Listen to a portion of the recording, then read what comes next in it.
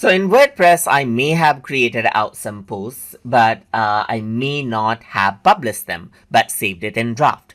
If you want to go ahead and then access the post that you have saved in draft, you can go around onto the left hand side and you can see that post is an option right here. If I were to go ahead and click right here, then you can see that you see all of your posts right here.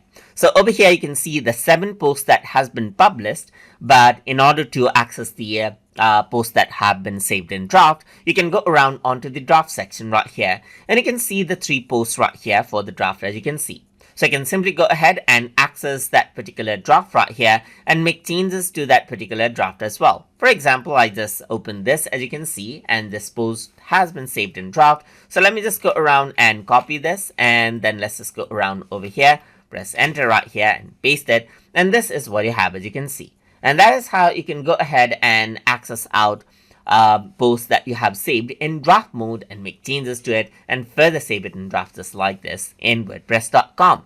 So I hope you guys learned something as always.